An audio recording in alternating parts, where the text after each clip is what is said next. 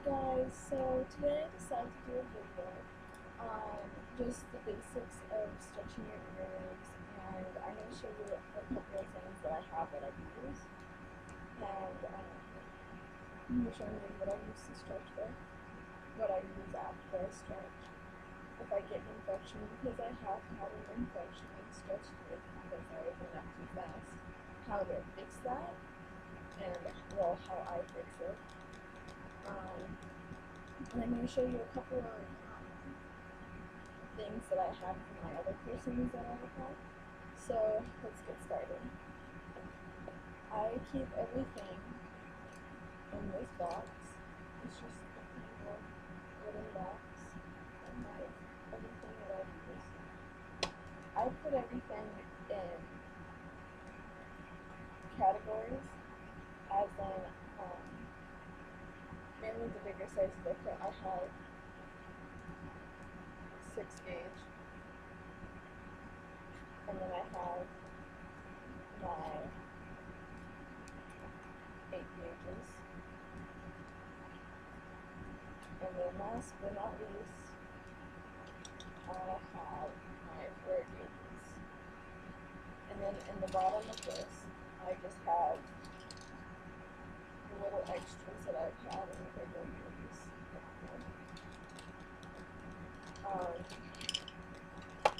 So I've been stretching my ears for about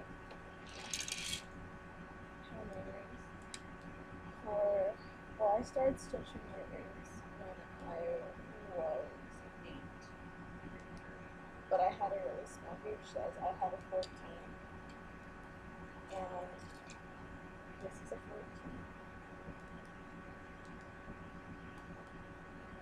And I had that for a number of years. And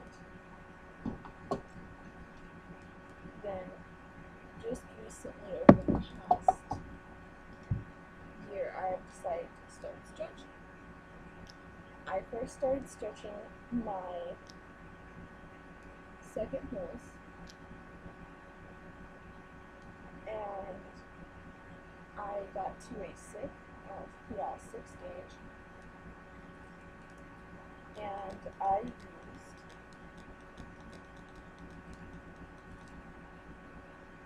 the block rags, all of these.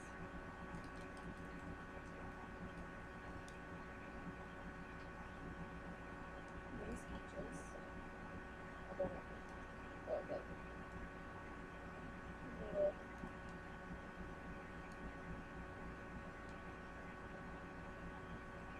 I used these to stretch both my second hose and these ones, which I just recently did in a video.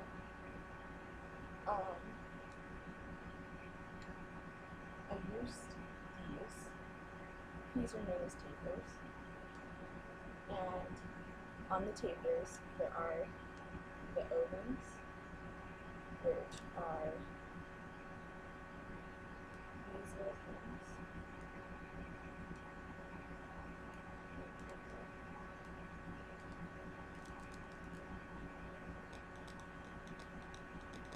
little things that stop. They go on when they go on to the biggest part of the taper. These usually O-rings are used to hold earrings on, such as plugs, tunnels, even they have some other ones that you can use. But in that other video, I did leave them in because I wanted to try and see how my ears would react. Well, I found out that I'm allergic to these because these are very cheap and not so good.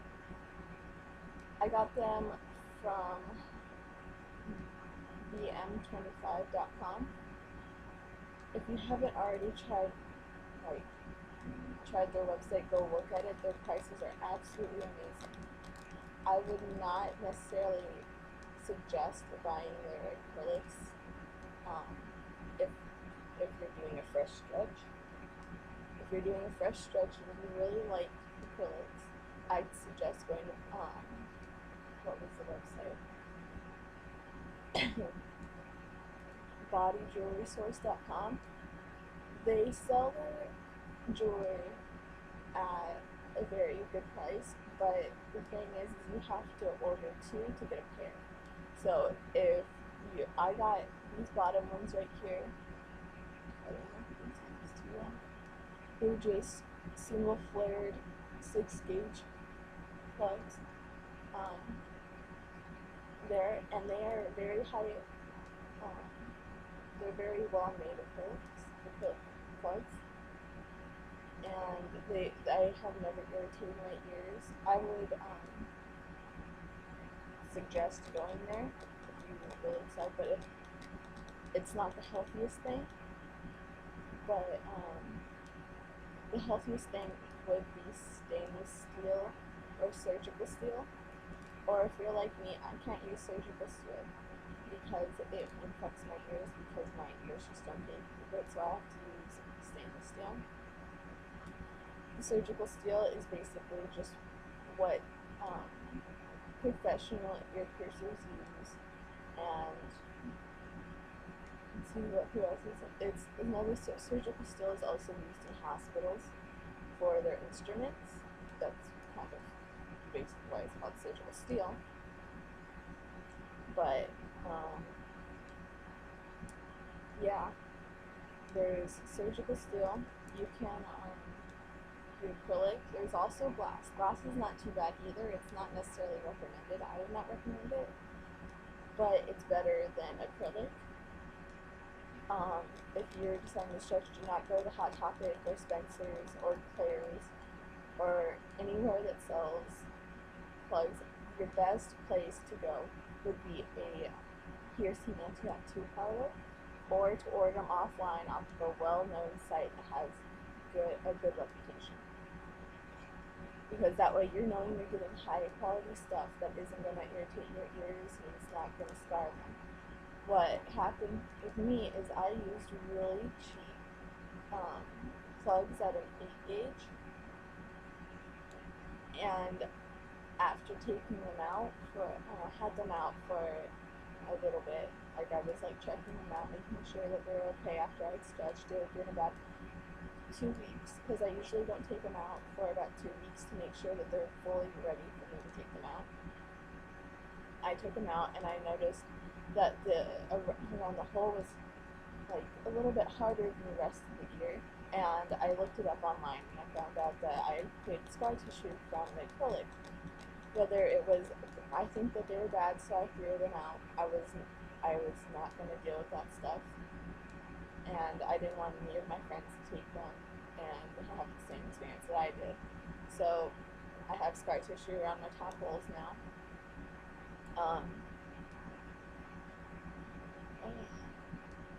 But I wouldn't suggest that.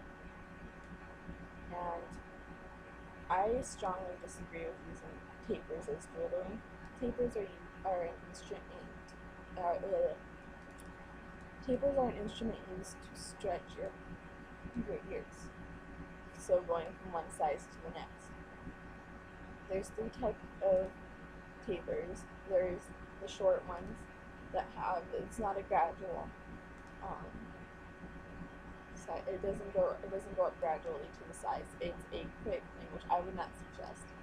There are the long tapers, which is what I have, which, if you notice, the taper goes from the smallest point right here, which is it starts at about a 14, and it goes all the way up gradually to up right here. That's where it ends, which is an 8-gauge. You should not, not an 8-gauge, it would be a 6-gauge. I would not suggest skipping sizes. So I would not suggest if you're at a 14 to grab one of these and shove it through your ear. Not a good idea. Go up gradually. That's all I have to say. Go up gradually and pay attention to what you're doing. Do not keep them in your ears. It makes because even though it might be acrylic or it might be a smaller size, it does create weight on the back of the ear because you have a longer section down here. Because this is the wearable section. From right here on, it's a wearable section. Most people wear them all the way up to here, at the edge, which is what it's supposed to be meant for, even though it's not jewelry or whatever. So what it does is, say this is your earlobe, you have it all the way up to the end, and you have the O-rings on it. Well, now, because it has weight, it's going to shift down. So the back of your earlobe will somewhat be bigger than the front, which is not good. It creates scar tissue, and it's not a good idea. Yeah, I would not use tapers as jewelry. What I started really paying attention to what I was wearing at an 8 gauge. No, it was more of a 10 gauge that I really paid attention to what I was wearing. But I don't have those anymore. I gave them to my mom. So really weird. This is my 8 gauge. These are my 8 gauge single flare tennis.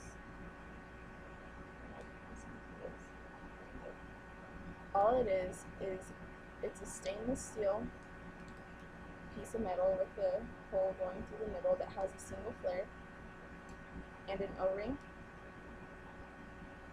And this particular type has an indentation at the very end. I don't think you can see that. I don't think you can see it. It has an indentation so the O-ring can stay in that one spot. I suggest using these right after stretching. So what you would do is you would take the taper, take the O-rings off. You gradually, very slowly. It shouldn't hurt, but if it does, I guess it's okay because some of us have fake scar tissue, and I know mine. I had mine at an 8 gauge for 2 months, and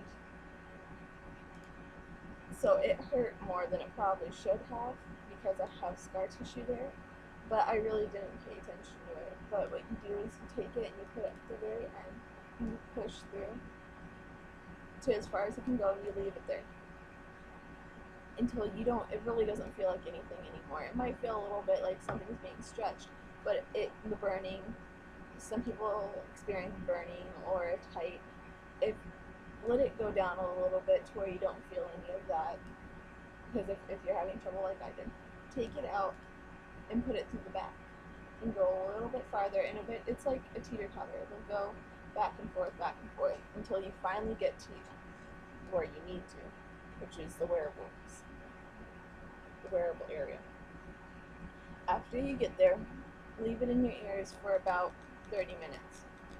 So your ears have time to calm down, because most of the time our ears are very red and they're very upset with us because, well, we just stuck something bigger into a hole in our ears than it's used to. After that, take a lubricant and lubricate the plug. Also, when you're using the taper, you should use a lubricant you should massage your ears for about 10 minutes and then put the lubricant on the taper. I personally use vitamin E oil. I find it to be very nice, and I noticed that it thickens up my earlobes quite a lot, and it's very nice. And it's very cheap. I got mine at Walmart for, I think, between $4 and $7, which is not that bad. You can also use jojoba oil or emu oil. There's also holy butter and Gaijin butter. I don't know why they call it Gaijin butter, because it should be called stretching butter, but that's just what they decided to name. But so you have the taper, and it's through. You take the lubricated tunnel, plug, whatever you are using.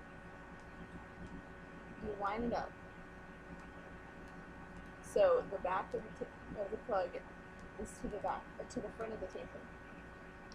And you just slide it right through. It should be easy. It might be a little bit tough because, well, you just stretched your ears and so it's a little bit tighter. But it should go in smoothly, and if not, if you find that you accidentally missed and you weren't lined up quite well, take the taper and slowly put it back through to where it was and try again. Do not just try shoving the plug or the taper straight through your ear. That is not good. That honestly could create a blowout. And blowouts are not good if you do not know what they are already. It's when the skin on the inside of the ear rips and eventually and pulls through to the back, so you have a flap of skin on the back of your ear. It's not pretty. I have personally had one once when I was in 7th grade trying to stick a 10 gauge plug into my 14 gauge hole. Not a good idea. I immediately put the 14 gauge back in and I left it alone and cleaned it quite often, and it turned out completely fine.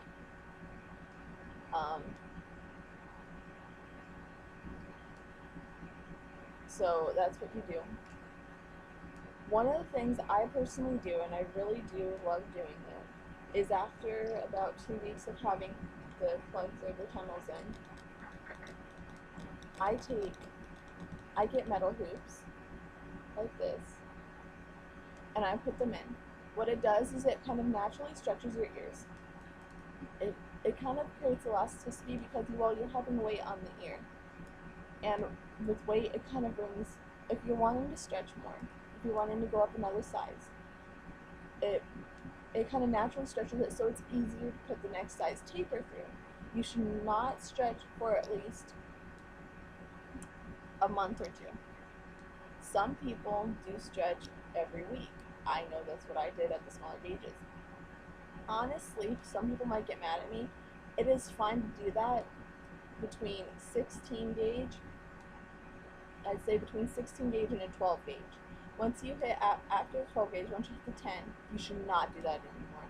You cannot stretch every week or every 2 weeks. You should stretch every month to 2 months, because you have to allow time for your ears to heal even more, because while the stretches at the smaller sizes are between 0.2 millimeters to 0.5 millimeters. And that's honestly not that bad. Once you hit 10, you start hitting about 0.7 millimeters that you're stretching. And then 0.10, I think. Or maybe that's starting at 8. 8 to a 6 is 7 millimeters that you're stretching. For a 6 to a 4 is a complete millimeter. Until you stretch millimeters until 1 millimeter until about, I think it is a 00. After 00, you start going up to 2 millimeters, 3 millimeters. There's nothing really over 3 millimeters that you're stretching. But at that point, your ears already have elasticity, and they're a lot more stretchy than when you just have your ears normal, because, well, the skin is being stretched out more. So it's kind of, I kind of explain it like taffy. Like if you have taffy and like all flat and compact, is a little bit harder to stretch. If you have it where it's thinner, it's easier to stretch. That's kind of how it's just how it works. But I use these, and I have those in an 8 gauge. And another thing that I did, because I stayed in an 8 gauge for a little bit, is I got bone kind of dangly earrings. They're made out of bone. I got them at the gym show. These are 6 gauge. Bone is usually the hardest to work with because, well, for the people that make them, it's the hardest to work with because, well, it's very easy to break. So you might find that one is bigger than the other, or that one is smaller than the other, whatever. It will not be the size of an 8 gauge, 6 gauge, 4 gauge. It will not be that size. You just kind of have to work with what you got and make sure your ears are a little bit stretchy, so once you do put a normal earring back in there, that it's not that hard to get through, it's just a little tight. Um, that's what I have for my 8 gauge. I have at a 6 gauge. This was probably not my best idea, but I had my second hole stretched for about 2 months, and I'm staying at a 6 gauge, and I'm like, well, I might as well buy some nice plugs. I got double flared um, cocoa wood plugs. Well, I did not understand at the time that because it was considered a fresh stretch, that my ears would um, try to attach itself to the wood because it is a natural, it is organic, and that's just kind of how it works. Um, it was fine. They were a little sore at first because I had never used double flared plugs in my top holes, and it's just something that you kind of have to get used to. And then eventually, once you build up the elasticity, it's very easy to get them through. I got these, and I put them through, and I got them through, and I had them in for about 2 weeks. I decided that I wanted to take them out. As I was taking them out, I noticed that it was very difficult to take them out, that my ears just didn't, they were kind of stuck. So, me being smart, not realize being sarcastic, I was like, whatever, and I just pulled them out. On the plug itself, I could see where my skin, I had ripped out some, like my first layer of skin, I had ripped out some of the first layer of skin that was attaching itself to the wood.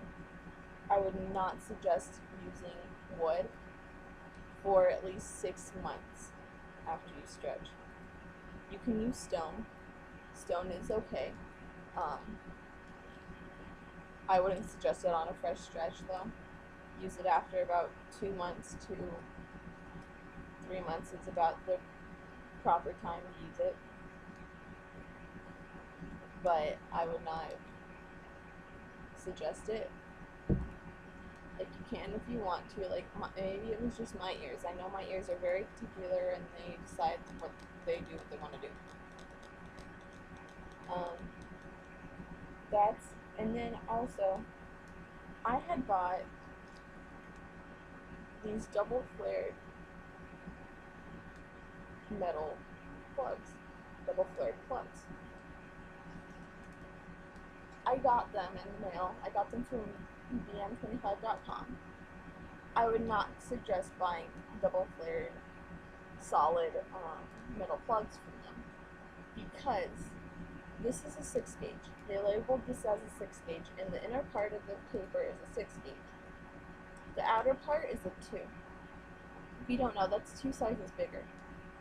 You're not going to be able to fit that through, and if you do, you're probably going to rip your ear or get a blowout, and it's going to hurt, and you're going to have to downsize. And that's not fun, and you create scar tissue, and it's just not pretty.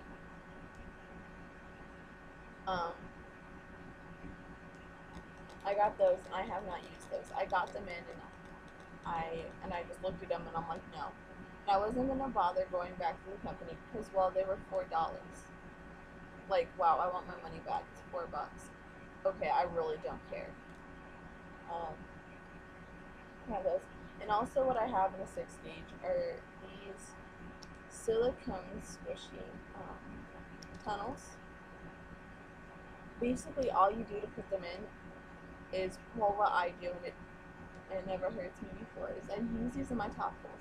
What I do is I basically just put one side in, so like this is my earlobe right here, here's the hole. I put I tilt it, I put it in, and I just slide it through. It's not like a normal double flared plug. You won't feel it. Like, you'll feel it going through, but it's not gonna hurt. It's not gonna feel stretchy or anything. It's just gonna go straight through because it's soft and it's just the easier way to get it through. I got those at Hot Topic because I researched the ones at Hot Topic and they were from a fairly good provider. That I did not think that it was that bad, and I was like, okay, I can. I can't leave them in for a long amount of time because my ears get irritated, and sometimes, just in all reality, I just can't wear some earrings that long. And then I have my 4 gauge. My 4 gauge is my goal size right now, so I have one more size to go. At my 4 gauge, I have a couple of different things that I'm going to be using. If I can find them. So, I have not bought a taper for these yet because I do not want to rush myself.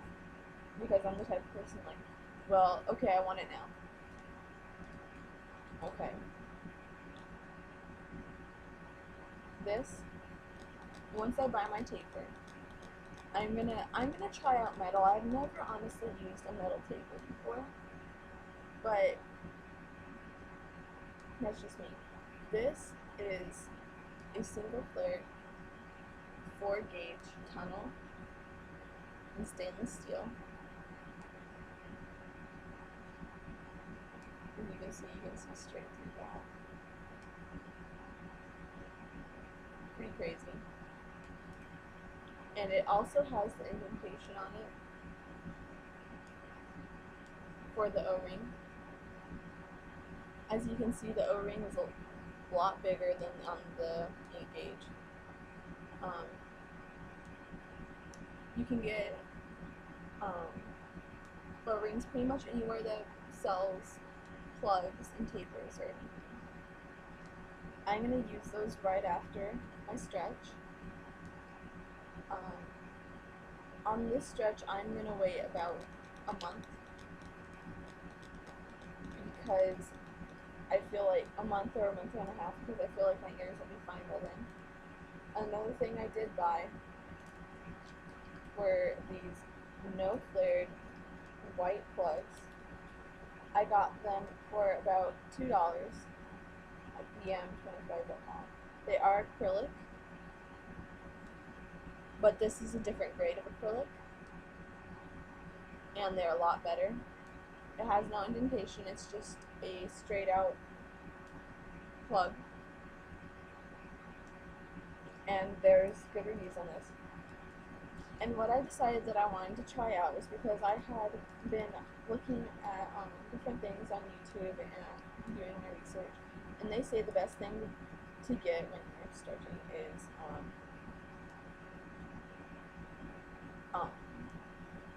stone plugs, organic stone plugs. So I got these Opalite, all natural, organic plugs.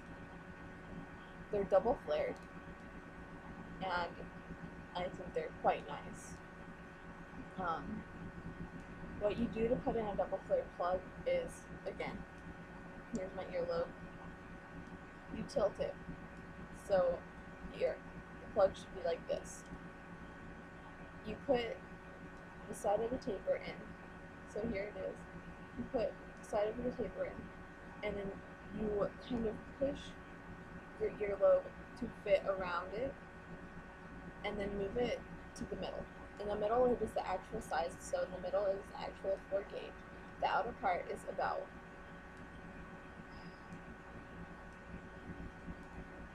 like 0.2 millimeters bigger than 4 millimeters. This 4 gauge is 5 millimeters, so this would the flare is probably about 5.2, 5.3. So it's not really that bad. You just have to make sure you're careful. What I do on a daily basis is I massage my ears with the vitamin E oil, and when I do have an infection, I do sea salt soaks. I usually do sea salt soaks. But I find that doing a sea salt soak after, like, if you have an infection, it really helps it because the sea salt, um, it just naturally helps your ears, and that's with any piercing. You can do sea salt soak, and I can do another video on that if you guys want to know, because I do mine a little bit differently than other people.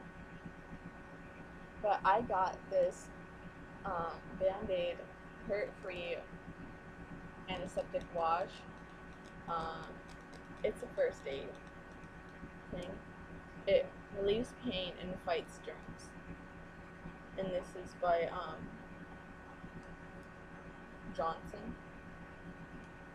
The active ingredients are I can't pronounce those, but it's not an alcohol. It's not an alcohol-based product because I will not use alcohol on my ears because it dries them out. This has helped me so much. I have an infection and I use it for about a week and I can already know a difference. What I do is I honestly, before I go take a shower, about an hour before I take a shower, is I get a washcloth and I put it up to my neck so it stops anything from falling down. I take it and it has this little thing, it's just a tiny hole that it squirts out of. Is I take that and I tilt it and I just spray it on my ear and I just let it sit. And so when I go take a shower, I kind of wash it off and kind of massage them a little bit. And I notice that any infection or if it hurts or anything, it's gone. Like, it's after about a week, it's almost completely gone. It's about 60% gone, which is really amazing. So I really recommend this stuff. You can get this anywhere: Walmart, CVS, Walgreens, any of the pretty much anywhere. You can probably even get it at a vitamin store. If not, you can find a substitute for it. But that's what I use. And that's about it. If I missed anything, or you guys want to know anything else, just let me know. I'm sorry for this video being so long. I did not intend it to be that long, but I didn't really want to miss anything that I could think of off the top of my head. If you have any questions, let me know, and I'll be glad to answer them. You could probably email me. I do have my email on my channel. Please subscribe and like, and let me know how you feel about this video. Let me know if you feel differently about something, and I will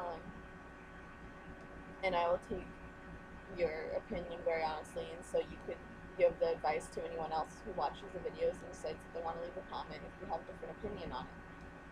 So go ahead and let me know about that, and just thank you for watching. And I really hope that you got you got enough information to make sure you have a safe stretch. That's all I really wanted to get out of this video, is to make sure you have a safe stretch and that you're just as safe as you can be, because it's a body modification. And body modifications can be very